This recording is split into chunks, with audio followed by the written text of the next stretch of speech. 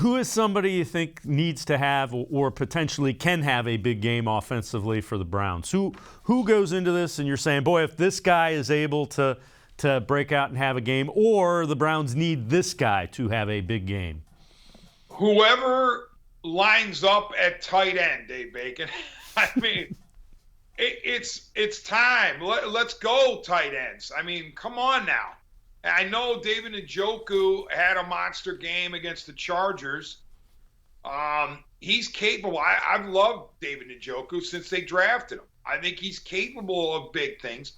Austin Hooper, how else to describe Hooper but as a disappointment as a Cleveland Brown? And what was it against the Cardinals? I think their combined output of Njoku and Hooper was 2 catches for 9 yards or something ridiculously low like that. The tight ends have got to perform tonight. They have to help out Keenum. You figure that Keenum and Stefanski, from their history, have a good working relationship with the tight ends. So anybody who lines up at tight end for the Browns tonight needs to deliver the goods. Take some pressure off not only the quarterback, but take some pressure off the receivers and the running backs. I say tight ends are critical for the Browns tonight.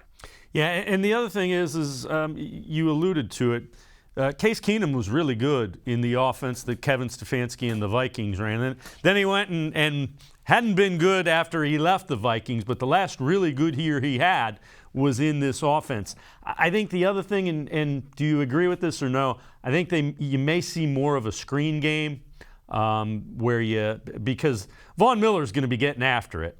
So you may see some of the wide receiver screen types, running back screens. Case Keenum's going to get rid of the ball quickly, I believe. Yes, he needs to, especially when he has Von Miller talking about how he's going to kill the person who is lined up against him, in a manner of speaking, figuratively, of course. But yeah, the Denver D-line is going to be itching to get after it, knowing that the Browns tackle situation is problematic. So, yeah, Keenum's going to have to get rid of the ball early.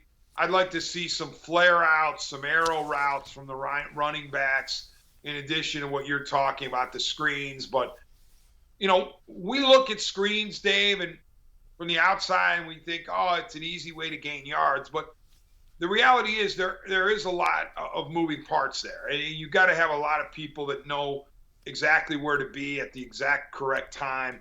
So it can be difficult to execute these.